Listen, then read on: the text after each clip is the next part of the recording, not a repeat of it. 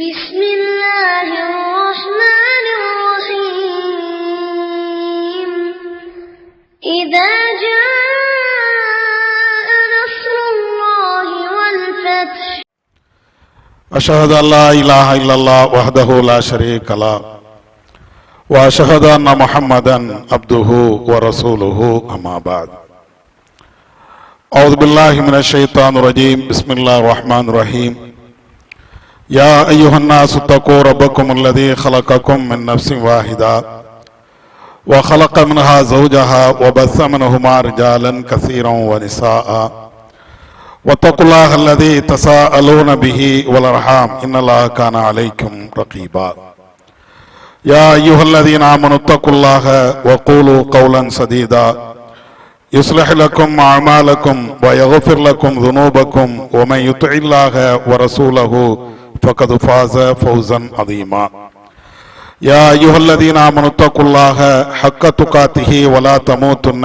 إلا وأنتم مسلمون اللهم صل على محمد وعلى آل محمد كما صليت على إبراهيم وعلى آل إبراهيم إنك حميد مجيد اللهم بارك على محمد وعلى آل محمد كما باركت على إبراهيم وعلى آل إبراهيم إنك حميد مجيد. கண்ணியம் நிறைந்த எல்லாம் வல்ல ஏக இறைவனின் நல்லடியார்களே, வல்லல்லாஹுவின் பேரொருளால் அவன் காட்டிய வழியின் பிரகாரம் அவனை வணங்க வேண்டும் என்ற உயரிய நோக்கிலே இங்கே ஒன்று சேர்ந்திருக்கிறோம். எல்லாம் வல்ல ஏக இறைவன் எனக்கும் உங்களுக்கும் நேரான வழியையும் அருளையும் தந்தல்வானாக என்ற பிரார்த்தனையோடு என்னுடைய இந்த உரையை நான் ஆரம்பம் செய்கிறேன். அன்பு மிகுந்த சகோதரர்களே, நம்முடைய ஜமாத்தின் சார்பிலே தாவா பணிகளை, இறை பணிகளை வீரியப்படுத்த வேண்டும் என்ற உயரிய நோக்கிலே ஒவ்வொரு காலகட்டத்திலேயும் காலத்திற்கு தேவைக்கு ஏற்ப பல செயல் திட்டங்களை அறிவித்து செயல்பட்டு வருகிறது. ஒரு நேரத்திலே இணை வைப்பு என்ற இந்த பாவம் இஸ்லாமியரிடத்தில் கூடிப்போய் கொண்டே இருக்கிறது. அதை ஒழித்து கட்ட வேண்டும் என்பதற்காக ஷிர்க் ஒழிப்பு என்ற அந்த செயல் திட்டத்தை கையில் எடுத்து பிரச்சாரம் செய்தோம். பிதாத்துகள், அனாச்சாரங்கள், மூட பழக்க வழக்கங்கள் இவைகளையெல்லாம் ஒழிக்க வேண்டும் என்பதற்காக பிதாத்து ஒழிப்பு என்ற ஒரு செயல் திட்டத்தை எல்லாம் செயல்படுத்தி மக்களுக்கு மத்தியிலே விழிப்புணர்வு பிரச்சாரம் செய்தோம். திருக்குர்ஆனை மக்களுக்கு மத்தியிலே கொண்டு சேர்க்கக்கூடிய விதத்திலே திருக்குர்ஆன் என்ற தலைப்பிலே செயல் திட்டத்தை அறிவித்திருந்தோம். இப்படி ஏராளமான செயல் திட்டங்கள். அந்த வரிசையிலே இப்பொழுது அண்ணல் நபியே அழகிய முன்மாதிரி என்ற ஒரு செயல் திட்டத்தை நம்முடைய ஜமாத்து கையில் எடுத்து இந்த ஏப்ரல் மாதத்திலே அதனுடைய உள் தலைப்பாக அண்ணலாரின் ஆட்சி முறை என்ற ஒரு தலைப்பையும் எடுத்து வெகுஜன மக்களிடத்திலே நபி அவர்களுடைய ஆட்சி முறைகள் எப்படியெல்லாம் இருந்தது, இன்றைக்கு உலகத்தில் இருக்கக்கூடிய ஆட்சியாளர்கள் எப்படியெல்லாம் ஆட்சி செய்கிறார்கள், ஒரு சிறந்த ஆட்சி என்றால் அது எப்படி இருக்க வேண்டும் என்பதையெல்லாம் மக்களுக்கு மத்தியிலே விழிப்புணர்வாக கொண்டு செல்ல வேண்டும் என்பதற்காக இந்த தலைப்பும் இந்த மாதத்தில் தொடராக பிரச்சாரத்திற்காக எடுத்துக்கொள்ளப்பட்டு இருக்கிறது. அண்ணலாரின் ஆட்சி முறை என்று சொன்னால் முஸ்லிம்களாக இருக்கக்கூடிய நாம் ஒவ்வொருவருமே கண்ணை மூடிக்கொண்டு ரசூலுல்லாஹ்வுடைய ஆட்சி தான் சிறந்த ஒரு ஆட்சி என்று சொல்லிவிடுவோம்.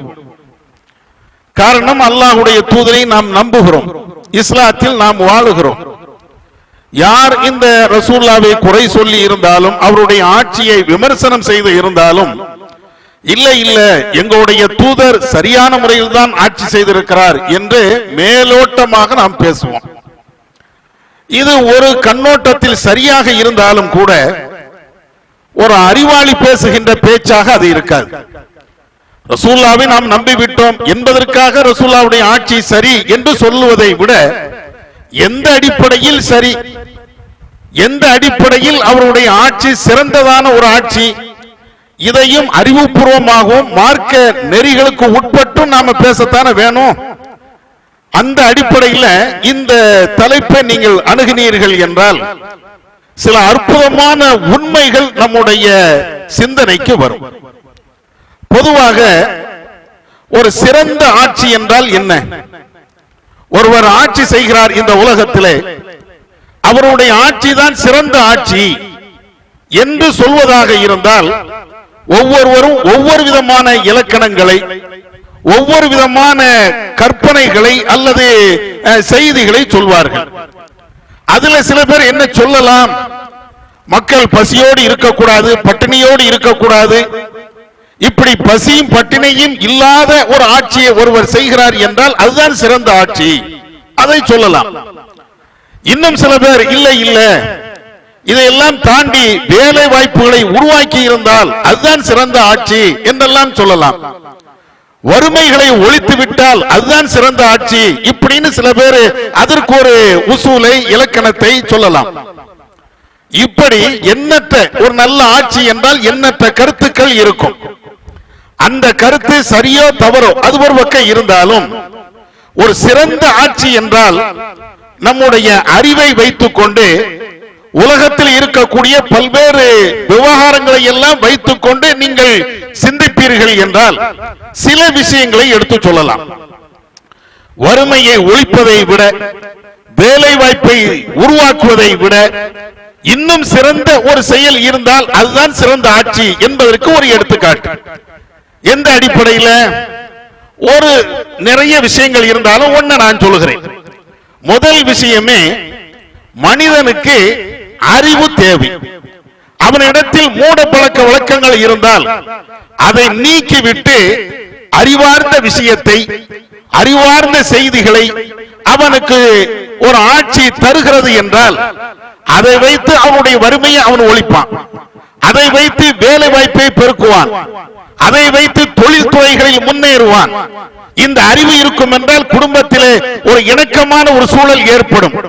இந்த அறிவு இருக்கும் என்றால் அவனுடைய பல்வேறு துறைகளிலே அவன் முன்னேறி போய்கிட்டே இருப்பான். ஒரு சிறந்த ஆட்சிக்கு எடுத்துக்காட்டு பல்வேறு இலக்கணம் இருந்தாலும் அதிலே தலை சிறந்த ஒரு இலக்கணம் என்னன்னா, குடிமக்களுக்கு, நாட்டு மக்களுக்கு அவர்களிடத்தில் இருக்கக்கூடிய அறியாமையை போக்கி அறிவொளியை ஏற்ற வேண்டும். இதுதான் சிறந்த ஒரு ஆட்சி என்று சொல்லலாம். அறிவு இருந்து விட்டது என்றாலேயே எத்தனையோ விஷயங்களுக்கு தீர்வு கிடைத்து விடும், எத்தனையோ பிரச்சனைகளுக்கு அதுதான் அடிப்படையாக அமையும். இந்த அடிப்படையில் நீங்கள் பார்த்தீர்கள் என்றால் நபிகள் நாயகம் ஸல்லல்லாஹு அலைஹி வஸல்லம் அவர்கள் அந்த சமுதாய மக்களுக்கு அவருடைய ஆட்சியின் கீழே எப்படிப்பட்ட அறிவொளியை அவர்கள் ஏற்படுத்தி இருக்கிறார்கள். இது ஒரு சிறந்த ஒரு ஆட்சிக்கு ஒரு முன்னுதாரணமா இல்லையா? ரசூலுல்லாஹ்வுடைய காலகட்டத்தில் காபாவுல நிர்வாணமாக வணங்குவார்கள். ஆயத்துகள்ல, ஹதீஸ்கள்ல நாம படிக்கிறோம். நிர்வாணமாகத்தான் அவர்கள் வலம் வந்து கொண்டே இருப்பார்கள், ஆண்களும் பெண்களும். அந்த நிலை, அந்த மக்கத்து குறைஷிகள், காபிர்கள் யாருக்கு ஆடை அணிவித்திருந்தார்களோ அவங்க மாத்திரம்தான் ஆடையோடு காபாவை வலம் வரலாம். இது அவங்கள்ட்ட இருந்துச்சா இல்லையா?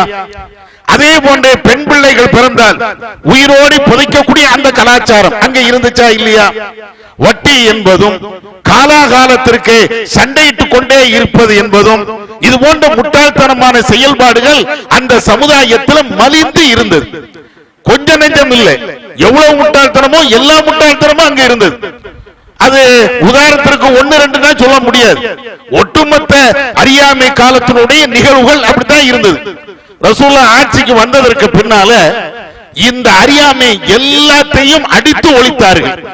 அவங்களுடைய ஹஜ்ஜினுடைய இறுதி ஹஜ் நேரத்தில் ரசூலுல்லாஹ் சொன்ன என்ன, அல்லாஹ்வுடைய தூதர் பேசுகிறார்களா இல்லையா? எங்க எல்லாம் முட்டாள்தனம் இருந்ததோ, அறிவிலித்தனம் இருந்ததோ அவைகள் அனைத்தும் என்னுடைய காலு கீழே நான் போட்டு மீழ்த்தி விட்டேன் என்று சொன்னாங்க. அப்படின்னா என்ன அர்த்தம்? எல்லா முட்டாள்தனத்தையும் ஒழிச்சிட்டேன் அப்படின்ட்டாங்க.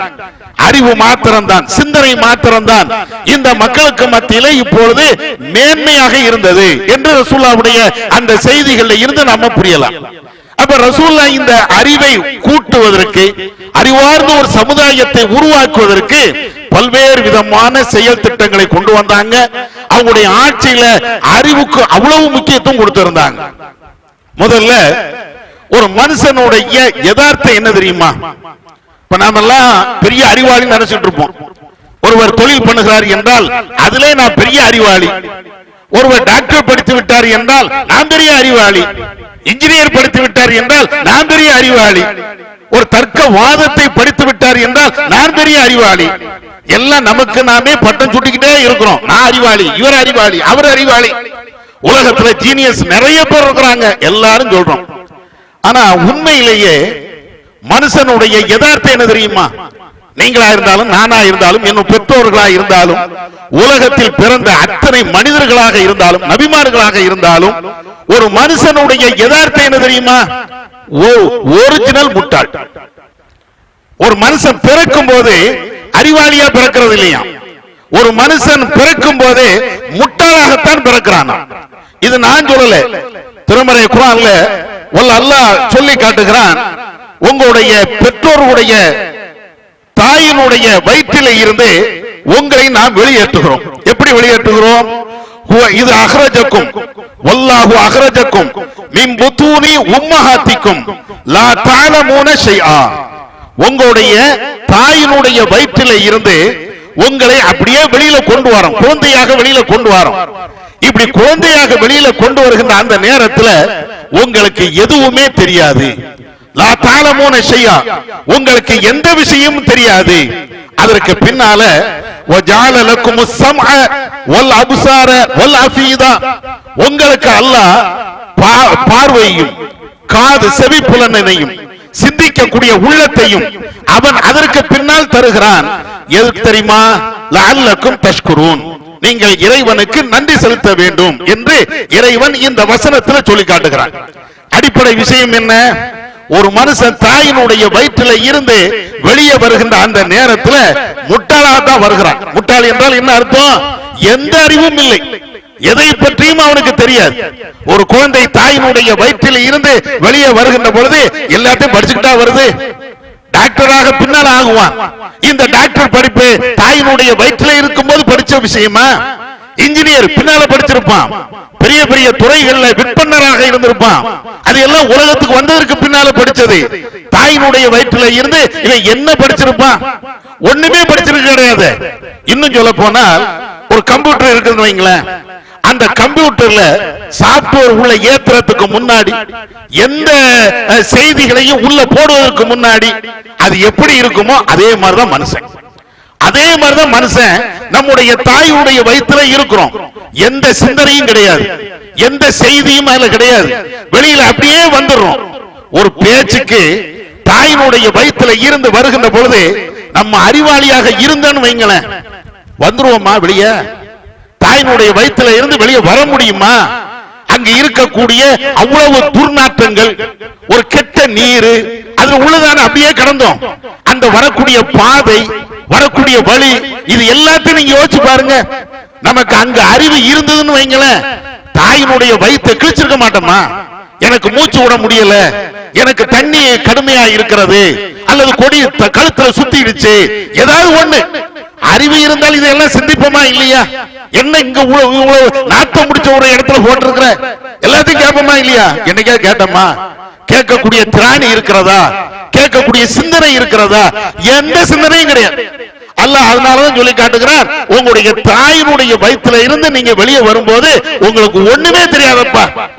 மனுஷனுடைய யதார்த்தம் முட்டாள், ஒண்ணுமே கிடையாது. மனுஷனுடைய மூளை எம்டியாட்ட இருந்தது. அதுக்கு பின்னால வெளியில வாரான். வெளியே வந்ததுக்கு பின்னால் அல்லாஹ் சொல்றான், அல்லமல் இன்சான மாலம் யாலம், மனிதனுக்கு தெரியாத எல்லா விஷயத்தையும் நான் தான் சொல்லி கொடுத்தேன். உனக்கு என்னப்பா வேணும்? தாயினுடைய வயிற்றில் இருக்கும் போது எந்த குழந்தையும் படிக்கிறது இல்லை. தாயினுடைய வயிற்றில் இருக்கும் போது சும்மாதான் உட்கார்ந்துட்டு இருக்குது. வெளியே வந்ததற்கு பின்னால ஒன்னொன்னா தாய் சொல்லி கொடுப்பா, உறவினர்கள் சொல்லி கொடுப்பாங்க, அக்கம் பக்கத்துல உள்ள சொல்லி கொடுப்பாங்க. அதுல இருந்து அப்படியே கொஞ்சம் கொஞ்சமா படிச்சுட்டே வரான். அப்படியே படிக்க படிக்க படிக்கத்தான் அவனுடைய அறிவு மேம்படுகிறது. இது அல்லாஹ் குர்ஆன்ல சொல்லி காட்டுகிறான். அது எங்க? இக்ரா பிஸ்மி ரப்பிக்கல்லதீ ஹலக், படைச்ச உம்முடைய இறைவனுடைய பெயரை சொல்லி நீ படிப்பீராக. ஹலக்கல் இன்சான மின் அலக், சினை முட்டைகள்ல இருந்துதான், அந்த அலக்கு என்ற நிலையில இருந்துதான் மனிதனை படைத்தார். அல்லமல் இன்சான மாலம் யாலம், அந்த இடத்துலதான் அல்லாஹ் சொல்றான், எப்ப மனுஷனை நீ முதல்ல படி, அல்லாஹ்னா யார் என்று நீ படி, இறைவன் உன்னை எப்படி படைத்தான் என்பதை நீ படி, உன்னுடைய ஆரம்பத்தினுடைய நிலை என்ன அதை நீ படி, எல்லாத்தையும் நீ படி அப்படின்னு சொல்லிட்டு தான் மனிதனுக்கு தெரியாத, மனிதனுக்கு புரியாத பல்வேறு விஷயங்களை நான் சொல்லிக் கொடுத்தேன். அப்ப மனிதனுடைய அறிவு என்பது இறைவன் சொல்லி தந்தது, மனிதனுடைய யதார்த்தம் என்பது முட்டாள். எவ்வளவு பெரிய அறிவாளியாக இருந்தாலும் அவன் ஒரு நேரத்தில் முட்டாளாகத்தான் இருந்தான். தாயினுடைய வயிற்றில் இருந்து மனிதனாக வெளியில வருகின்ற பொழுது எதுவுமே தெரியாததான் இருந்தான். அதை இன்னொரு வார்த்தையில சொல்ல போனா, ஒரு நாய் குட்டி போடுது, ஒரு பன்றி குட்டி போடுகிறது, இது எப்படி வெளியே வருது? அந்த குட்டியாக இருக்கின்ற பொழுது அதுக்கு ஏதாவது அறிவு இருக்குமா? அதே மாதிரிதான் எல்லா உயிரினம் மாதிரிதான் நம்ம தாயினுடைய வயிற்றில் இருந்து வெளியே வருகின்ற பொழுது எனக்கு எதுவும் தெரியாது, உங்களுக்கு எதுவும் தெரியாது. ஒரு சாதாரணமா இன்ன பிற உயிரினங்கள் எப்படியோ அப்படித்தான் வெளியே வந்துட்டோம். வெளியே வந்து இறைவன் தான் எல்லாத்தையும் நமக்கு சொல்லி தந்திருக்கிறான். ஆனா நமக்குள்ள பெருமையை பாருங்க, நமக்குள்ள பெருமையை பாருங்களேன். எனக்கு மாதிரி உனக்கு அறிவு உண்டா? என்ன மாதிரி சிந்தனை உனக்கு உண்டா? நான் எவ்வளவு பெரிய படித்தவன் தெரியுமா? நான் எவ்வளவு பண்பாளர் என்று தெரியுமா? தனக்கு நானே பெருமை பேசிக்கிட்டே இருக்கிறான். அதையும் அல்ல அந்த குர்ஆன்ல அல்லாஹ் சொல்லி காட்டுகிறான். என்னடா அன்றா ஹுஸ்தகனா, எல்லாம் எனக்கு தான் தெரியும், எல்லாம் எனக்கு தான் தெரியும், நான் தேவையற்றவன் என்று மனுஷன் நினைக்கிறானே, முட்டா பெயர் இல்லையா? எங்க எப்படி அல்லாஹ் அந்த வசனத்தை கோர்த்து சொல்கிறான் நீங்க பாருங்க. முட்டாளாக வெளியே வந்தாங்கிறான், நான் தான் எல்லாத்தையும் சொல்லி தந்தாங்கிறான். எல்லாத்தையும் சொல்லி தந்து ஏன்ட்ட இருந்து கடனாக அறிவை பெற்ற நீ எப்படி மாறிவிட்டாய் என்றால், என்னமோ எல்லாம் உனக்கு தெரியும், எல்லாம் நீனா கண்டுபிடிச்ச மாதிரி, எல்லாம் நீனா உருவாக்கிக்கிட்ட மாதிரி, எல்லா அறிவும் நீனா தெரிஞ்சுக்கிட்ட மாதிரி, கடவுள்கிட்ட இருந்து எதுவுமே வராத மாதிரி நீ பேசுறியப்பா. இறைவன் இவ்வளவும் சொல்லி தருகிறான். நமக்கு தேவையான விஷயம் என்னன்னா, மனுஷனுடைய யதார்த்தம் முட்டாள்தனம். முதல்ல அதை ஏத்துக்கிடுங்க. நானா இருந்தாலும் நீங்களா இருந்தாலும் ஆமாப்பா. இன்னும் சொல்ல போனா நம்மள சில பேர் திட்டுவாங்களா இல்லையா, ஏன் முட்டாள்? யதார்த்தம் அதுதான், யதார்த்தம் முட்டாள். அறிவு இல்ல, அறிவை வளர்த்துக்க, அறிவை வளர்த்துக்க. இதனாலதான் இஸ்லாம் எல்லா இடத்திலையும் முதல்ல உன்னுடைய அறிவை வள. அதனால அல்லாஹ் அப்படி சொல்லி காட்டுகிறான், இக்ரா பிஸ்மி ரப்பிக்கல்லதீ ஹலக், படைச்ச இறைவனுடைய பெயரை சொல்லி நீ படி. உன்னுடைய அறிவை வளர்க்க வேண்டும் என்றால் நீ படிக்கணும். படிப்புனா எழுத்தறிவு மட்டும் இல்ல, ஸ்கூல்ல போய் படிக்கிறது மட்டும் இல்ல, சயின்ஸ படிக்கிறது மட்டும் இல்ல, எல்லாத்தையும் படி. உன் தாய்கிட்ட இருந்து படி, தந்தைகிட்ட இருந்து படி, அண்ணன்கிட்ட இருந்து படி, தம்பிகிட்ட இருந்து படி, நண்பர்கள்ட்ட இருந்து படி. எல்லாத்தையும் என்னென்ன அறிவு இருக்கிறதோ, நன்மையான செய்திகள் இருக்கிறதோ எல்லாத்தையும் படியப்பா. உலகத்துக்கு வந்துதான் நீ படிக்கணும். உலகத்துக்கு வருவதற்கு முன்னால உன்னால படிக்கவே முடியாது, நீ முட்டாள்தான். இவ்வளவும் அல்லாஹ் சொல்லி படிங்கிறான். இப்ப இந்த அடிப்படையான இந்த அறிவை யாரு தரணும்? ஒரு அரசாங்கம் தர வேண்டிய பொறுப்பு இருக்கா இல்லையா? ரசூலுல்லாஹ் எவ்வளவு அழகாக இந்த அறிவார்ந்த ஒரு சமுதாயத்தை அவங்களுடைய ஆட்சியில உருவாக்குனாங்க அப்படிங்க. நீங்க பாருங்க, நபிகள் நாயகம் ஸல்லல்லாஹு அலைஹி வஸல்லம் அவர்கள் அவங்க வீட்டுல அவங்களுடைய மகன் இறந்துட்டாங்க, இப்ராஹிம். இறந்தாச்சுன்னா அந்த நேரத்தில் தான் கடுமையான ஒரு சூரிய கிரகணம் ஏற்படுகிறது. பகலெல்லாம் நல்ல வெளிச்சம் இருந்துகிட்டே இருக்கிறது, திடீர்னு சூரியன் மறைஞ்சிருது. மறைஞ்சதுன்னா அந்தி சாயவில்லை. இந்த கிரகணத்தினால சூரியன் பார்வைக்கு தெரியல. சஹாபாக்கள் என்ன சொல்லிட்டாங்க? தோழர்களே, ரசூலுல்லாஹ்வுடைய மகன் இறந்து விட்டான், ரசூலுல்லாஹ்வுடைய பிள்ளை இறந்ததின் காரணத்தினாலதான் சூரியனுக்கே பொறுக்கல, சூரியன் உடனே மறைஞ்சிருச்சு. நம்மளும் அப்படித்தானே பேசுவோம். ஒரு கல் தட்டிடுச்சுன்னு வைங்களேன், வேணும் இவனுக்கு தட்டத்தான் வேணும். ஏன் நேத்து எப்படி நடந்தா தெரியுமா? இதான் முட்டாள்தனம் இது. அடே, கல்லு தட்டி விட்டது என்றால், கீழே விழுந்து விட்டது என்றால் அதுக்கு 1000 காரணங்கள் இருக்கலாம். என்னமோ நேத்து அவன் செஞ்சதுக்கு தான் இன்னைக்கு பரிகாரம் உனக்கு என்ன வகையா வந்துச்சு? ஒருத்தன் கீழே விழுந்துட்டான், ஒருத்தனுக்கு மௌத்து வந்துருச்சு, ஒருத்தனுக்கு நோய் வந்துருச்சு. எல்லாரும் எடுத்த உடனே என்ன சொல்லுவான்? ஆமா, நேத்து அப்படி நடந்தான்ல, இன்னைக்கு இப்படி நடந்தான்ல, அல்லாஹ் என்ன பாத்துக்கிட்டா இருப்பான்? கொடுத்துருவான்ல கூலிய. என்னமோ அல்லாஹ்ட்ட இருந்து இவன் நேரடியா வஹி வந்த மாதிரி பேசிட்டு இருப்பான். இதைதான் அன்னைக்கு சஹாபாக்கள் பேசுறாங்க, முட்டாள்தனமா பேசுறாங்க. சஹாபாக்கள் அப்படி பேசுறாங்க. ரசூலுல்லாஹ்வுடைய மகன் இறந்ததனாலதான் இந்த சூரிய கிரகணம் ஏற்பட்டது. ரசூலுல்லாஹ்க்கு இந்த செய்தி அந்த நேரத்தில் கிடைக்கக்கூடிய அந்த நேரத்தில் ரசூலுல்லாஹ் சொன்ன வார்த்தை என்ன? எல்லாத்தையும் கூப்பிட்டாங்க. வீட்டுல புள்ள இறந்துட்டாங்க, கடுமையான அந்த கஷ்டம், அவங்களுக்கு மன வேதனை. அந்த மன வேதனையில தான் ரசூலுல்லாஹ் சஹாபாக்களை கூப்பிட்டு, என்னப்பா பேசுனீங்க, என்ன பேசுறீங்க? என் மகன் இறந்ததுனால இந்த கிரகணம் ஏற்பட்டதா? லா யன்ஹசிஃபானி லிமௌத்தி அஹதின் வலா லிஹயாத்தின். ஒரு மனுஷனுடைய வாழ்க்கைக்கோ ஒரு மனுஷனுடைய இறப்புக்காக வேண்டியோ எந்த கிரகணமும் ஏற்படாது. சூரிய கிரகணம் ஏற்படும், சந்திர கிரகணம் ஏற்படும், சில நேரங்கள்ல இது போன்ற நிகழ்வுகள் நடக்கும். அது ஒரு மனுஷனுடைய வாழ்க்கைக்காக ஒரு மனுஷனுடைய இறப்புக்காக வேண்டி ஏற்படாது அப்படின்னு சொல்லிட்டு ரசூலுல்லாஹ் அந்த இடத்தில் தான் அறிவொளியை ஏற்றி வைக்கிறாங்க. இன்னஹு மின் ஆயத்தின் மின் ஆயாத்தில்லாஹ். இந்த கிரகணம் என்பது என் புள்ள இறந்ததுனால இல்லப்பா, இது அல்லாஹ்வுடைய அத்தாட்சி. கடவுள் ஒருத்தன் இருக்கிறான், இறைவன் ஒருத்தன் இருக்கிறான், அவன் இருக்கிறான் என்பதை நீ நம்பணும். அதற்குண்டான அறிவு ரீதியான சான்று இது. கிரகணம் ஏற்படுவது என்பது முட்டாள்தனத்துக்கு உண்டான சான்று அல்ல, அறிவை உன்னுடைய சிந்தனையை தீட்டுவதற்குண்டான சான்று. ரசூலுல்லாஹ் அவ்வளவு தெளிவாக சொல்றான். அப்ப எங்க எப்படி பேசுறாங்க நீங்க பாருங்களேன். ரசூலுல்லாஹ் மாதிரி நம்ம மாதிரி ரசூலுல்லாஹ் இருந்தாங்கன்னா எப்படி பேசியிருக்கணும்? அம்மா சரிதான், ஏன்னா அவங்க ஆட்சி தலைவரா இருக்கிறாங்க, அவங்களுக்காக வேண்டி ஜால்ரா அடிக்கக்கூடிய கோஷ்டி இன்னைக்கு இருக்கிற மாதிரி ரசூலுல்லாஹ்வுடைய காலத்திலையும் இருந்திருந்தாங்கன்னு சொன்னா, அதை ரசூலுல்லாஹ் ஆதரிச்சிருந்தாங்கன்னு சொன்னா எல்லாம் சரிதான்ப்பா. என் பிள்ளை இறந்ததுனாலதான் இவ்வளவு நடந்திருக்குது ரசூலுல்லாஹ் சொல்லிட்டு போறதுக்கு எவ்வளவு நேரம் ஆகும்? ஆனா அல்லாஹ்வுடைய தூதர் அதை சொல்லல. இது தவறு, இது அறிவுக்கு சம்பந்தம் இல்லாத ஒன்று அப்படின்னு சொல்லி ரசூலுல்லாஹ் இத கடுமையா கண்டிக்கிறாங்க. அதோடு நிப்பாட்டல, அல்லாஹ்வுடைய தூதருடைய ஒவ்வொரு பேச்சை நீங்க பாருங்க.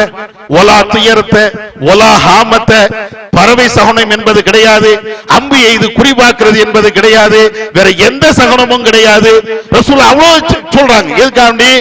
நபியுடைய காலகட்டத்தில் ஜோசியம் பார்க்கிறது என்பது, அடுத்த நாள் வருங்காலத்தை தீர்மானிக்கக்கூடிய அந்த பழக்கம் என்பது எல்லாத்தையும் குடிபோர்ந்து இருந்தது. ஒரு நாள் ரெண்டு நாள்கிட்ட இல்ல. அடுத்த என்ன காரியத்தை செய்வதா இருந்தாலும் ஜோசியம் இல்லாமல், ஜோசியக்காரிடத்தில் கேட்காமல் அவங்க எதையுமே செய்யறது இல்லை. அதுதான் ரசூலுல்லாஹ் சொல்றாங்க, பறவை வைத்து சகுனம் பார்க்கறியப்பா, இதெல்லாம் இஸ்லாத்துல உள்ளதா? இதெல்லாம் அறிவுக்கு சம்பந்தப்பட்ட ஒரு விஷயமா? நாளை நடக்கக்கூடிய விஷயத்தை அல்லாஹ்வை தவிர வேற யாருக்காவது தெரியுமா? ரசூலுல்லாஹ் அந்த மக்களுக்கு தான் அவ்வளவு பேசுறாங்க. எப்ப இந்த பறவை இப்படி பறந்தால் அல்லது இந்த பறவை இப்படி நடந்தால் உனக்கு நல்லது நடக்கும் அப்படின்னு நீ சொல்றீங்க. இது நாளை நடக்கக்கூடிய விஷயத்தை நீனாக தீர்மானிக்கிறிய அல்லது ஒருத்தர் தீர்மானிக்கக்கூடியதை நீ நம்புறிய. இது எப்படி இது சரியாகும்? இன்னொரு ஹதீஸ்ல சஹீஹ் முஸ்லிம்ல இடம்பெறுகின்ற ஹதீஸ்ல ரசூலுல்லாஹ் சொல்றாங்களே, மன் அத்தா அர்ராஃபன், ஒரு மனிதன் ஜோசியக்காரனிடத்தில் வருகிறான், வந்து ஃபஸத்தகலஹு, அவன் சொல்லக்கூடியதை உண்மை என்று நம்புகிறான். அப்படி என்றால் லா யுக்பல லஹு, அவனுடைய தொழுகை 40 நாட்களுடைய தொழுகை ஏற்றுக்கொள்ளப்பட மாட்டாது. ஏன் ரசூலுல்லாஹ் இதோடு இவ்வளவு அழுத்தம் திருத்தமாக ரசூலுல்லாஹ் சொல்றது காரணம் என்ன? அட முஸ்லிமாக இருக்கக்கூடிய ஒரு ஆளு அறிவாளியாகத்தான் இருக்கணும், முட்டாளாக இருக்கக்கூடாது, அவனுடைய அறிவை அடகு வைத்தவனாக இருக்கக்கூடாது. நாளை நடக்கக்கூடிய சமாச்சாரங்கள் ஒரு மனுஷனுக்கு எப்படி தெரியும்? அது எப்படி நீ நம்புன? இப்படி ஒவ்வொரு விஷயமா அல்லாஹ்வுடைய தூதரே ஒவ்வொரு செய்தி, இது தப்பு, இது தப்பு, இது அறிவுக்கு சம்பந்தம் இல்ல, இறைவனுக்கு இருக்கக்கூடிய ஆற்றலை மனுஷனுக்கு நீ கொடுக்காத. நாளை நடக்கக்கூடிய சமாச்சாரங்கள் எல்லாம் அல்லாஹ் ஒருவனுக்கு தான் தெரியும், மனுஷனுக்கு ஒரு காலத்திலும் தெரியாது. இன்னைக்கு இருக்கக்கூடிய ஆட்சியாளர்கள் எல்லாத்தையும் நீங்க பாருங்க, தன்னுடைய குடிமக்கள் முட்டாள்தனத்தை செய்கிறார்கள் என்றால் நல்ல செய் அப்படிம்பா. அதுல மிகப்பெரிய முட்டாள், அதுவும் இந்தியாவுல தமிழ்நாட்டில் ஃபேமஸான முட்டாள்தனம் என்ன? ஒரு ஆட்சி தலைவர் இருக்கிறார் என்றால் அவருடைய காலில் போய் உழுந்து வணங்குவது இருக்கா? இந்த எலெக்ஷன் நடக்கும் போது சர்வசாதாரணமா எல்லா இடத்துலயும் பார்ப்போம்ல, ஒரு ஆள் கூட விட்டு வைக்கிறது இல்ல, எல்லாம் என் காலில் விழு, காலில் விழணும், காலில் விழுந்து வணங்கணும். ஆனா ரசூலுல்லாஹ் அது செய்யாதீங்கடா, அதை செய்யாதீங்க. மனிதர்கள் அத்தனை பேருமே சமம், இதை நீ முதல்ல புரிஞ்சுக்க. யாரும் யாருக்கும் உயர்ந்தவன் கிடையாது, யாரும் யாரை விட தாழ்ந்தவனும் கிடையாது. எவ்வளவு இடத்துல ரசூலுல்லாஹ் இதை திரும்ப திரும்ப சொல்றாங்க. ஆனா இன்னைக்கு அரசியல் போக்கு அது எல்லாம் முட்டாள்தனமா, நீ இரு, என் காலில் உழுந்து அப்படியே கட, நான் தான் பெரிய அறிவாளி, நான் தான் பெரிய கடவுள், நான் தான் பெரிய உனக்கு எல்லாத்துக்கும். இருக்கா? எப்படி மனுஷனை அவன் எப்படி கேள்வி கேட்க முடியும்? அவன் எப்படி இந்த ஆட்சியில சிறந்த ஒரு நல்ல மனிதனாக உருவாக முடியும்? ரசூலுல்லாஹ் இந்த முட்டாள்தனத்தை எல்லாத்தையும் தூக்கி எறிஞ்சாங்க. இன்னைக்கு அதுக்கு நேர் மாற்றம். கொஞ்சம் நெஞ்சமா முட்டாள்தனத்துடைய உச்சகட்டமே நம்ம நாடுன்னு சொல்லலாம். அந்த அளவுக்கு தான் ஆட்சியினுடைய நிலைப்பாடுகள் போய்கிட்டே இருக்கிறது. கொரோனா வந்துச்சு, நீ எல்லாம் தட்டுங்க, பிளேட்டை எடுத்து அல்லது மணி அடிங்க அல்லது கோ கொரோனா சொல்லுங்க, எல்லாம் போயிடும். இப்பமா அது மாதிரி என்ன சொல்லிட்டு இருக்கிறாங்களே, ஒரு கோர்ஸ் இன்னைக்கும் அதை செஞ்சுக்கிட்டே இருக்கிறது. ஏன்? இந்த மக்கள் அறிவாளியாக சிந்தனைவாதியாக வரக்கூடாது என்பதில் ஆட்சியாளர்கள் உறுதியாக இருக்கிறாங்க. ஏன்? சிந்திச்சுட்டா இவன் ஆட்சியில் இருக்க முடியாது. அதுக்காக வேண்டி நீ முட்டாளாகு, இன்னும் முட்டாளாகு, இன்னும் முட்டாளாகு, எவ்வளவு தூரத்துக்கு முட்டாளாகிறியோ அவ்வளவுக்கு அவ்வளவு நல்லது அப்படின்னு சொல்லி எல்லாத்தையும் முட்டாளாக்குறான்.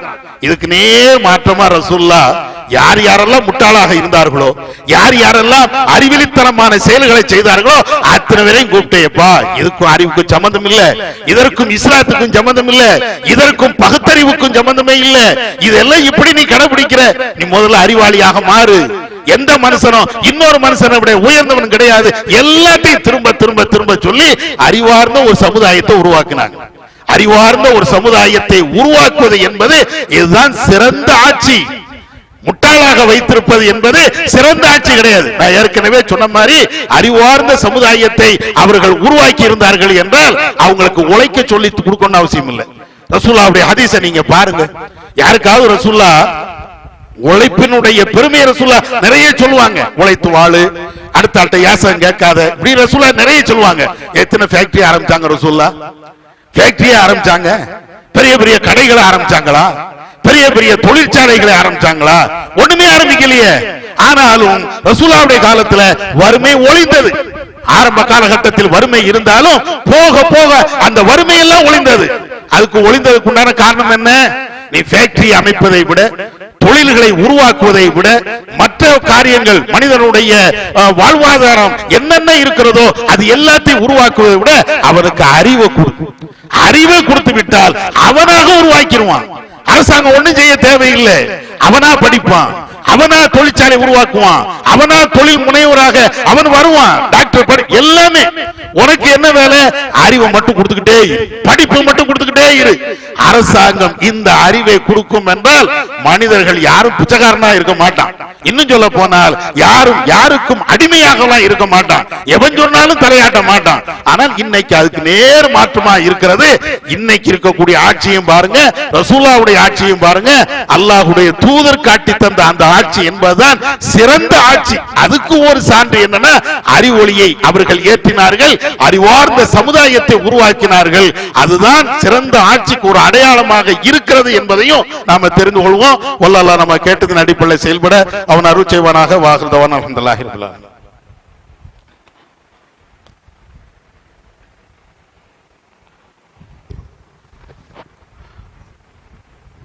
இன்னல் ஹம்தலில்லாஹ் நஹ்மதுஹு வ நுஸல்லி அலா ரசூலில் கரீம். கண்ணியத்திற்குரிய சகோதரர்களே, இன்றைய காலகட்டத்தில் இஸ்லாமிய வெறுப்பு பிரச்சாரம் மிக கடுமையாக நடந்து வருவதை பார்க்கிறோம். அதுவும் குறிப்பாக மத்தியிலே பிஜேபி ஆட்சி அரங்கேற்றதில் இருந்து ஒவ்வொரு கட்டத்திலையும் இஸ்லாமிய வெறுப்பு பிரச்சாரம் கூடிக்கொண்டே சென்று கொண்டே இருக்கிறது. ஒரு நேரத்திலே நமக்கு அது கவலை அளிக்கக்கூடியதாகவும் இருந்தது. இப்பவும் அதே போன்ற ஒரு சிந்தனை இருக்கிறது. இது எங்க கொண்டு போய் விடுமோ? ஏன்னா ஒரே வெறுப்பு பிரச்சாரம், வெறுப்பு செயல்பாடு, முஸ்லிமை கண்டால் அதை செய்யணும் இதை செய்யணும் அப்படிங்கக்கூடிய சிந்தனை மேல்மட்டத்தில் இருந்து, இன்னும் சொல்ல போனால் பிரதமர்ல இருந்து கீழே இருக்கக்கூடிய ஒரு கவுன்சிலர் வரையிலையும் உறுப்பினர்கள் வரையிலையும் இதை செய்யறாங்க. இது கடுமையான கண்டனத்துக்குரிய ஒரு செயலாக இருந்தாலும் இன்னொரு கோணத்திலையும் இந்த செயலை பார்க்க வேண்டிய கடமை நமக்கு இருக்கிறது. எந்த அடிப்படையில்? இந்த இஸ்லாமிய வெறுப்பு பிரச்சாரம் என்பது இந்தியாவில் தோன்றியது அல்ல. இது முழுக்க முழுக்க இஸ்ரேலில் தோன்றிய ஒன்று. இஸ்ரேல் அல்லது யூதர்கள் அவர்களுடைய சிந்தனையில் இருந்து வந்ததுதான். நம்முடைய இந்தியாவை பொறுத்த மட்டில் இங்க இருக்கக்கூடிய ஜேர்னலிசம், அதாவது பத்திரிகை துறை, செய்தி துறைகள் எல்லாமே அவங்களுடைய சிந்தனையின் அடிப்படையில் இந்த ஜேர்னலிசத்தை, பத்திரிகை துறையை நடத்துறதே இல்லை, செய்தி சேனல் நடத்துறதே இல்லை. அமெரிக்காவோ அல்லது இஸ்ரேலோ எதை வாந்தி எடுக்கிறார்களோ அதை அப்படியே இங்க வந்து இவங்களும் போட்டுருவாங்க. இதுதான் இவங்களுடைய சொந்த அடிப்படையில் எதையுமே செய்யறதில்லை. அதே மாதிரிதான் இந்த இஸ்லாமிய வெறுப்பு பிரச்சாரம் என்பதும் இந்தியாவில இருந்து வந்ததல்ல, அல்லது பக்கத்து நாடுகளில் இருந்தும் வந்ததல்ல. இது முழுக்க முழுக்க மேலை நாடுகள் என்று சொல்லப்படுகின்ற அந்த யூதர்கள் முதல்ல கண்டுபிடிச்சு அவங்க இறக்கி இங்க விளம்பரம் பண்ணி இருக்கிறாங்க. அதனுடைய விளைவுதான் இன்றைக்கு இப்படி நடந்து கொண்டு இருக்கிறது. இதுக்கு வரலாற்று ரீதியாகவும் சமீபத்தில் இருக்கக்கூடிய செய்திகளையும் நீங்கள் பார்த்தாலேயே இதை நீங்க புரிந்து கொள்ளலாம். வரலாற்று ரீதியாக நீங்கள் பார்த்தீர்கள் என்றால், மூசா நபியுடைய காலகட்டத்தில் இருந்து, ஒவ்வொரு காலகட்டத்திலையும் இஸ்லாமிய எதிர்ப்பு இருக்கும். ஆனா மூசா நபியுடைய காலகட்டத்தில் இருந்த எதிர்ப்பு ஒரு வித்தியாசமான எதிர்ப்பு. என்ன எதிர்ப்பு தெரியுமா? அன்றைக்கு இருந்த அந்த மக்கள் மூசா நபியை எதிர்க்கிறதுக்காக இஸ்ரவேலர்கள் செய்த, இஸ்ரவேலர்களுடைய தலைவராக இருந்த ஃபிரௌன் செய்ததெல்லாம் கொலைதான். எடுத்த எடுப்பிலேயே கொலைதான் பண்ணுவாங்க. ஃபிரௌன் ஆட்சியில இருக்கணும் என்பதற்காக வேண்டி அங்கு பிறந்த அனைத்து ஆண் குழந்தைகளையும் கொலை செய்வாங்க. அதே வரலாறு இன்னைக்கு நீங்க பாருங்க. அதே அந்த பாலஸ்தீனத்துல அதே மாதிரி இஸ்ரேலர்கள் அந்த பிள்ளைகளை, குழந்தைகளை கொலை செய்வாங்க. சமீபத்தில் சில வீடியோக்கள்னா சமூக வலைதளத்துல வந்ததை நீங்க பார்த்திருப்பீங்க. ஏப்பா பிள்ளைகளை கொலை பண்றீங்க? அம்மா அது எனக்கு நல்லா இருக்குது அப்படிங்கிறான். குழந்தைகளை கொலை செய்வது அது எப்படிப்பா சரி அப்படின்னு கேட்கும்போது, ஒரு நிருபர் கேட்கும்போது, அம்மா எனக்கு நல்லா தான் இருக்குது, பிள்ளைகளை கொலை தான் பண்ணணும். இந்த சிந்தனை, அதாவது மோசமான மனித சிந்தனை எல்லாம் தாண்டி மிருகமாக யோசிக்கக்கூடிய இந்த சிந்தனை இருக்கா இல்லையா, இது அங்க இருந்து வந்தது, ஃபிரௌன்ட்ட இருந்து அப்படியே வந்தது. அதனாலதான் இன்றைக்கு உலகத்தில் இஸ்ரேலை எதிர்க்கக்கூடிய எந்த ஆட்சியாளராக இருந்தாலும் படுகொலை செய்யப்படுவார்கள். இன்னைக்கு இருக்கக்கூடிய காலகட்டத்தில் நீங்க பாருங்க, கொமேனியா இருக்கட்டும், கொள்கையில அவருக்கும் நமக்கும் வேறுபட்ட கருத்துக்கள் இருக்கு, அது வேற மேட்ரு. கொமேனியா இருந்தாலும் அல்லது இதற்கு முன்னால் இருக்கக்கூடிய பல்வேறு ஆட்சி தலைவர்களா இருந்தாலும் இவர்களுக்கு பிடிக்கவில்லையா, அல்லது இவருடைய பேச்சை கேட்காத ஒரு ஆட்சியாளர் இருக்கிறாரா, போட்டு தள்ளு அப்படின்றாங்க. வெளி உலகத்துக்கு தெரியாது. பாகிஸ்தானுடைய தலைவர் இறந்தது, ஏன் ஆப்கானிஸ்தானுடைய தலைவர்கள் இறந்தது, ஈரானுடைய முன்னாள் பிரதமர் இறந்தது, இப்படி நீங்க அந்த வரிசையை நீங்க பார்த்துக்கிட்டே போங்க, எல்லாமே பின்னணி இங்க தான் வரும். அப்ப இந்த கொலை செய்வதற்கு அஞ்ச மாட்டார்கள். அதே போன்று இன்னைக்கும் நீங்க வெப்சைட்ல, நீங்க ஆங்கிலம் தெரிஞ்சிருந்தால் வெப்சைட்டை நீங்க பாத்தீங்கன்னா இஸ்லாத்தினுடைய கடுமையாக விமர்சனம் அவங்களுடைய வெப்சைட்டா தான் இருக்கும். குரானை பற்றி, ஹதீஸை பற்றி, ரசூலாவை பற்றி, இந்த ஆயிஷாவெல்லாம் இன்னைக்கு சொல்லுவாங்களா இல்லையா, சிறுமியை திருமணம் பண்ணிட்டாரு, சிறுமியை, இது எல்லாம் இங்க உள்ளது இல்ல, எல்லாம் அங்க உள்ளது. அவன் முதல்ல தூவி விட்டான், ஆயிஷாவை சிறுமியை திருமணம் பண்ணிட்டான். அவன் அதை விட கேடுகட்ட செயலை செய்வான், அது வேற மேட்ரு. யூதர்கள் உலகத்திலேயே மகா பயங்கரவாத செயலும் அவங்க தான் செய்வாங்க, மகா மோசமான கேடுகட்ட செயலையும் அவங்க தான் செய்வாங்க. ஆனால் அதை மறைக்கிறதுக்கு எதை அவங்க ஆதாரமா காட்டுவாங்கன்னா, அவர் அப்படி பண்ணிட்டாரு, இவர் இப்படி பண்ணிட்டாருன்னு அவங்களுடைய வாதத்தை டைவர்ட் பண்ணுவாங்க. இதுதான் யதார்த்தம். அப்ப இத மாதிரி எல்லா செய்திகளும் நீங்கள் பார்த்தீர்கள் என்றால், மிகப்பெரிய பயங்கரவாதமா இருந்தாலும் அல்லது செய்தியின் அடிப்படையில் இஸ்லாமிய வெறுப்பு பிரச்சாரமாக இருந்தாலும் எல்லாம் அங்க இருந்து இறக்குமதி ஆகும். அதனாலதான் இங்க இருக்கக்கூடிய சில சங்கிகளும் இப்பவும் இஸ்ரேலுக்கு ஆதரவா பேசுறதுக்கு அதான் காரணம். எல்லாம் அங்க இருந்தா தீ போடுவாங்க. இதை நாம புரிந்து கொண்டோம் என்றால் தக்க பதிலை நாம சொல்லலாம். ஜனநாயக அடிப்படையில, நம்முடைய கருத்து சுதந்திரம்ங்கிற அடிப்படையில இதெல்லாம் எங்க இருந்து நீங்க கொண்டு வர, எல்லாம் யூதர்கள். அவங்க எப்படி, குர்ஆன் சொல்லக்கூடிய வரலாறு என்ன, உலகத்தினுடைய வரலாறுகள் என்ன, ஏன் ஹிட்லர் வந்து யூதர்களை கொலை பண்ணா, இப்படி எல்லாத்தையும் சேர்த்து நம்ம பதில் சொல்லணும்னு வைங்களேன், இவன் வாய் அடிச்சுட்டு போயிருவான். இவங்களால பதில்லாம் சொல்ல முடியாது. ஆயிஷா நாயுடைய விவகாரத்திலேயே என்னப்பா சிறுமியே ரசூலா கல்யாணம் பண்ணிட்டாங்கன்னு பெருசா பேசுறிய, உன் வேதத்துல இல்லையா அப்படின்னு கேட்டா ஒருத்தனும் பதில் சொல்ல மாட்டேங்கிறான். இந்த வேதத்துல இருக்குது. இன்னும் சொல்ல போனா ரிஷிகள் என்று சொல்லக்கூடியவங்க அவங்களெல்லாம் சிறுமிகளை கல்யாணம் பண்ணி இருக்கிறாங்களே அப்படின்னு தக்க ஆதாரத்தோடு பேசும்போது இவங்களுக்கு பதில் தான் சொல்ல முடியாது. அப்ப இத மாதிரி ஆதாரத்தோடையும் அறிவுபூர்வத்தோடையும் நம்ம பதில் சொல்லணும். அதே நேரத்தில் இப்படி எல்லாம் கடுமையான விமர்சனம் வருது அப்படின்னு நம்ம ரொம்ப தயங்க தேவையில்லை, பயப்பட தேவையில்லை. என்னடா இப்படி ஆகுத அப்படின்னு ரொம்ப கவலைப்படவும் தேவையில்லை. இறைவனுடைய மார்க்கம் அவன் மேலோங்க செய்வான். அதே நேரத்தில் தர்க்க ரீதியாக, ஜனநாயக ரீதியாக, அறிவு ரீதியாக பதில் சொல்ல வேண்டிய கடமை நமக்கு இருக்கிறது என்பதை புரிந்து கொள்வோம். வல்லல்லாஹ் நம்ம கேட்டதின் அடிப்படையில் செயல்பட அவன் அருள் செய்வானாக. வாஹிதவனா அல்ஹம்துலில்லாஹி ரப்பில் ஆலமீன். ஒரு சின்ன அறிவிப்பு, இன்ஷா அல்லாஹ் அடுத்த வாரம் ஜும்மா உடைய வசூல் என்பது திருப்பூர் பெரிய தோட்டம் கிளையின் சார்பில் ஒரு பள்ளிவாசல் கட்டுதாங்க. ரொம்ப கஷ்டத்தில் இருந்து நிதி உதவி கேட்டுங்க வந்திருக்கிறாங்க.